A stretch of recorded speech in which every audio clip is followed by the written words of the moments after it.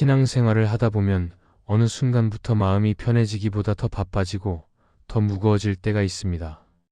예배도 기도도 섬김도 계속하고 있는데 이상하게 쉼이 느껴지지 않고 해야 할 일을 하나 더 얹은 것처럼 느껴질 때도 있습니다. 그러다 보면 신앙이 나를 살리는 힘이 아니라 나를 붙잡아 두는 의무처럼 다가오기도 합니다. 이럴 때 우리는 보통 더 열심히 하려고 합니다. 빠뜨린 것은 없는지 돌아보고 부족한 부분을 채우려고 했습니다. 그러나 마음은 쉽게 가벼워지지 않고 오히려 신앙이 더 부담스럽게 느껴질 수도 있습니다. 이 지점에서 우리는 질문해 볼 필요가 있습니다. 신앙의 문제는 멈추지 않아서가 아니라 방향이 조금 어긋나 있는 것은 아닌지, 하나님보다 다른 것을 붙들고 있는 것은 아닌지 말입니다.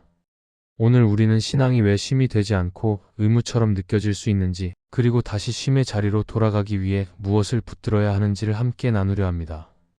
첫째, 신앙의 쉼은 멈춤이 아니라 옳은 방향에서 옵니다. 신앙이 쉼이 되지 않을 때 우리는 보통 멈추지 못해서 그렇다고 생각합니다. 너무 바쁘게 신앙생활을 하고 있어서 쉼없이 달리고 있어서 지쳤다고 느낍니다. 그래서 잠시 쉬어야 하나 고민하고 예배나 기도의 속도를 조절해야 하나 생각하기도 합니다.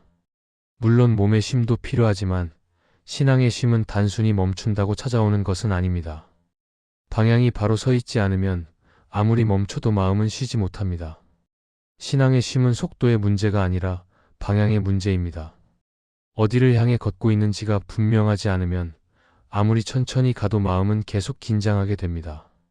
하나님을 향해 가고 있다고 생각하지만 실제로는 사람의 기준이나 스스로 세운 목표를 향해 가고 있다면 신앙은 점점 부담이 됩니다. 열심히 하는데 편안하지 않고 쉬고 싶은데 불안해지는 이유가 여기에 있습니다. 우리는 종종 신앙의 방향을 놓친 채 신앙의 형태만 붙들고 살아갑니다. 예배의 횟수, 기도의 시간, 섬김의 양은 분명히 유지하고 있지만 그 중심이 하나님이 아니라 나의 성실함이나 책임감에 놓일 때가 있습니다. 그러면 신앙은 자연스럽게 의무가 됩니다. 하지 않으면 불안하고 하면 잠시 안도하지만 깊은 쉼은 찾아오지 않습니다. 신앙의 방향이 하나님께 맞추어질 때 비로소 쉼이 시작됩니다. 하나님은 우리가 얼마나 해냈는지를 먼저 보시는 분이 아니라 우리가 어디를 바라보고 있는지를 보십니다. 중심이 하나님께 향해 있을 때 우리의 걸음이 느려도 괜찮고 잠시 멈춰도 괜찮아집니다. 방향이 맞으면 속도는 문제가 되지 않습니다. 성경에서 마르다와 마리아의 장면을 떠올려 볼 수 있습니다. 마르다는 분주하게 움직였고 마리아는 예수님 곁에 머물렀습니다. 마르다는 멈추지 않았기 때문에 지친 것이 아니라 방향이 예수님이 아닌 섬김 그 자체에 쏠려 있었기 때문에 마음이 무거워졌습니다. 반대로 마리아는 아무것도 하지 않는 것처럼 보였지만 예수님을 향한 방향이 분명했기에 마음이 흔들리지 않았습니다. 이 장면은 신앙의 쉼이 멈춤이 아니라 방향에서 온다는 사실을 조용히 보여줍니다. 신앙이 쉼이 되지 않을 때 우리는 무엇을 더 해야 하는지를 묻기보다 무엇을 향해 가고 있는지를 먼저 점검해야 합니다.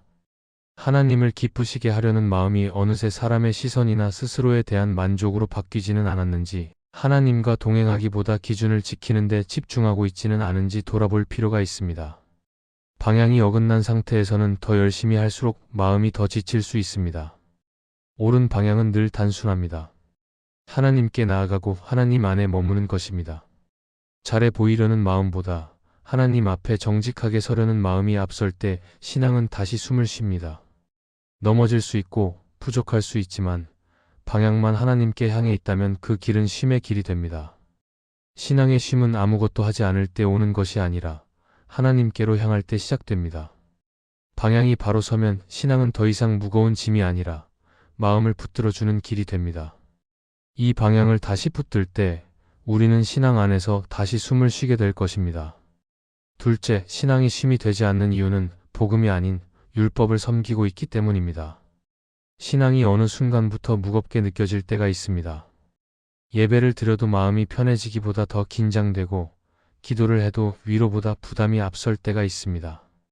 신앙생활을 포기하고 싶어서가 아니라 계속 붙들고 있는데도 숨이 막히는 느낌이 들 때입니다. 이럴 때 우리는 보통 스스로를 돌아보며 더 잘해야겠다고 다짐합니다. 더 열심히, 더 성실하게, 더 바르게 살아야 하나님이 기뻐하실 것이라고 생각합니다. 하지만 이런 마음이 계속될수록 신앙은 점점 쉼과 멀어지게 됩니다. 이 지점에서 우리는 중요한 질문 하나를 마주하게 됩니다. 지금 내가 붙들고 있는 신앙의 중심이 복음인지 아니면 율법인지를 점검해 보아야 합니다. 복음은 하나님께서 이미 우리를 받아주셨다는 소식이고, 율법은 우리가 무엇을 해야 받아들여질 수 있는지를 말하는 기준입니다. 문제는 우리가 말로는 복음을 믿는다고 하면서도 실제 삶에서는 율법의 방식으로 하나님을 대하고 있을 때가 많다는 점입니다. 율법을 섬기는 신앙은 늘 조건 위에 서 있습니다. 이렇게 하면 괜찮고 저렇게 하지 않으면 불안해집니다. 잘했을 때는 잠시 마음이 놓이지만 조금만 흔들려도 바로 죄책감이 따라옵니다. 하나님 앞에 나아갈 때도 자유보다는 긴장이 앞서고 기도조차 평가받는 시간처럼 느껴질 수 있습니다. 이 상태에서는 신앙이 쉼이 되기 어렵습니다. 늘 기준을 넘겨야 하고 스스로를 증명해야 하기 때문입니다. 반대로 복음을 중심에 둔 신앙은 출발점이 다릅니다. 이미 하나님께서 우리를 알고 계시고 받아들이셨다는 사실 위에서 시작합니다. 그래서 넘어질 수 있고 부족할 수 있지만 그때마다 관계가 끊어질까 두려워하지 않습니다. 복음 안에 머무는 신앙은 잘해서 하나님께 나아가는 것이 아니라 하나님께 나아가기에 다시 일어설 수 있는 신앙입니다. 이 차이가 신앙의 무게를 완전히 바꿉니다.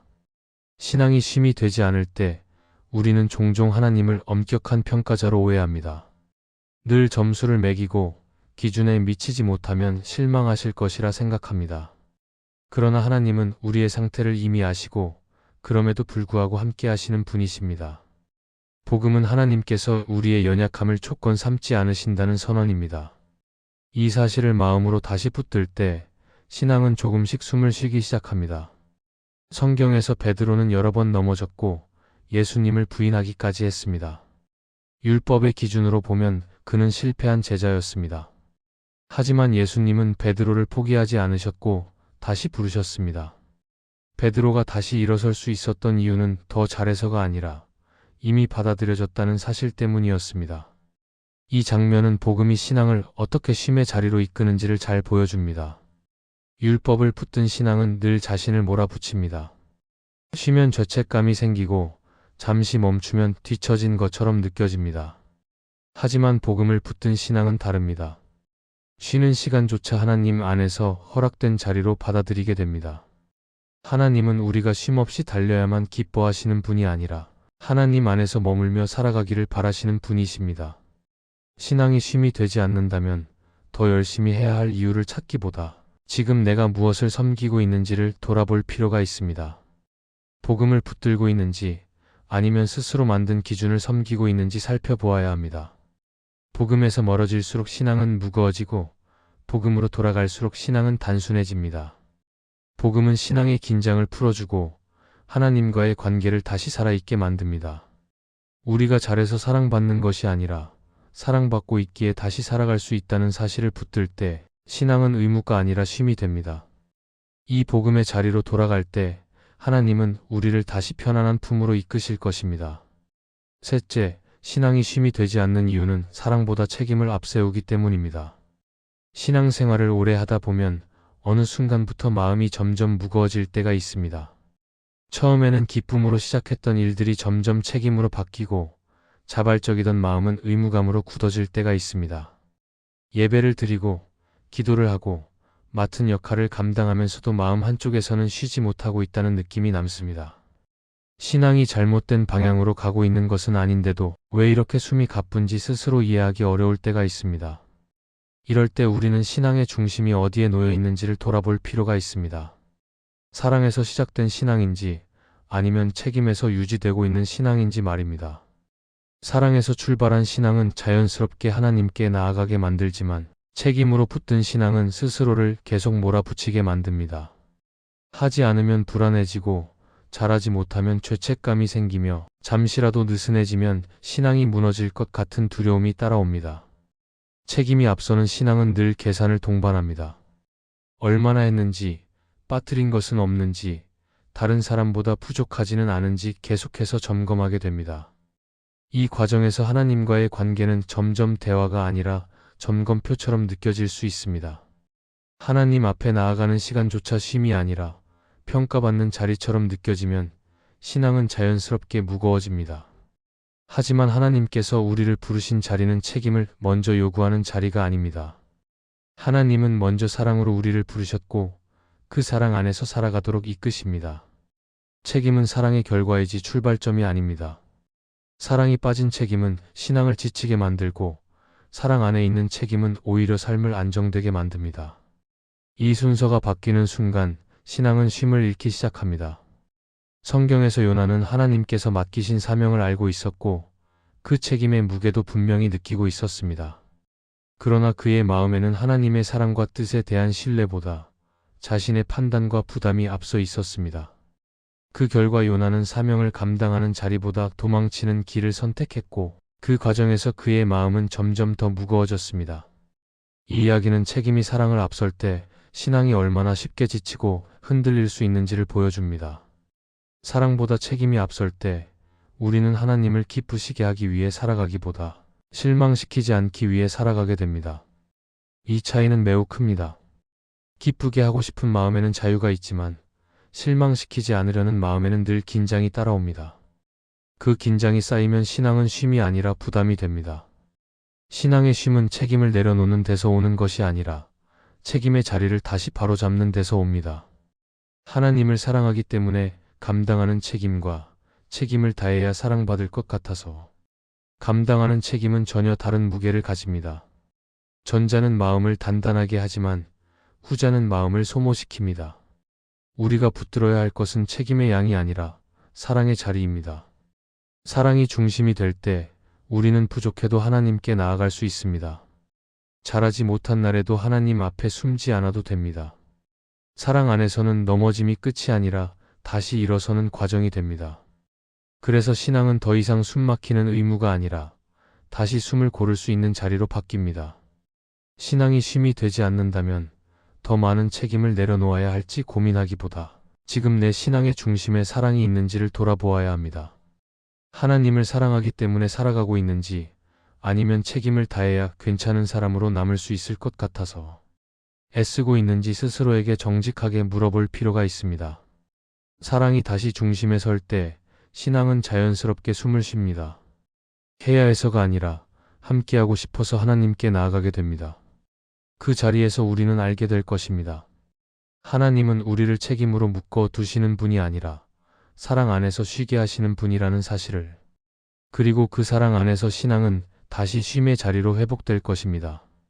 넷째, 신앙은 잘해내는 것이 아니라 하나님 안에 머무는 것입니다. 신앙이 의무처럼 느껴질 때 우리는 자신도 모르게 신앙을 성과의 영역으로 옮겨 놓습니다.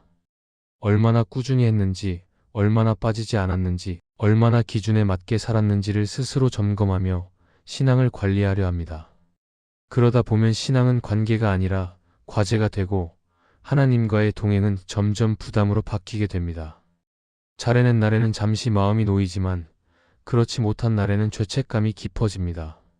이 반복 속에서 신앙은 쉼을 잃고 긴장만 남게 됩니다. 하지만 하나님께서 우리를 부르신 자리는 잘해내는 자리보다 머무는 자리입니다.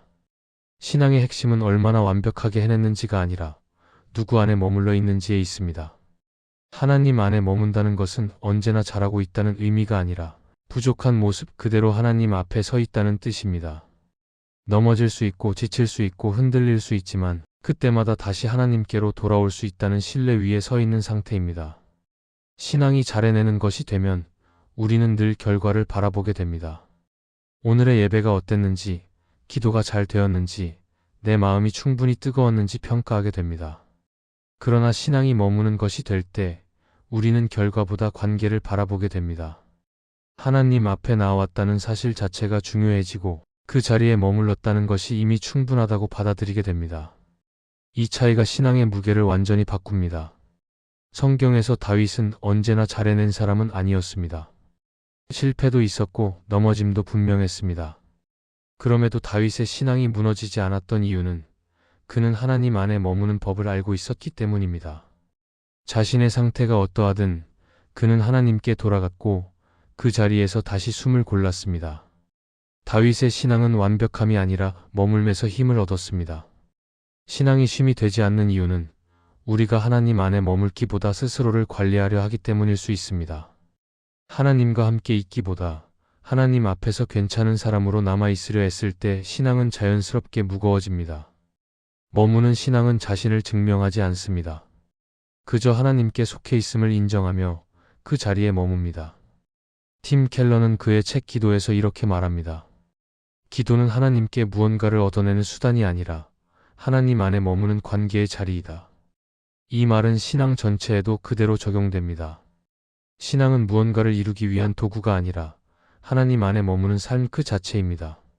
이 관점을 다시 붙들 때 신앙은 의무에서 관계로 돌아옵니다. 하나님 안에 머무는 신앙은 우리를 조급하게 만들지 않습니다. 더 빨리 나아가야 한다는 압박 대신 지금 이 자리에서 함께 하시는 하나님을 바라보게 합니다. 그래서 잘하지 못한 날에도 하나님을 피하지 않고 오히려 더 솔직하게 나아갈 수 있습니다. 머무는 신앙은 우리를 정죄하지 않고 다시 일어설 힘을 줍니다. 이 머물면 아무것도 하지 않는 상태를 의미하지 않습니다.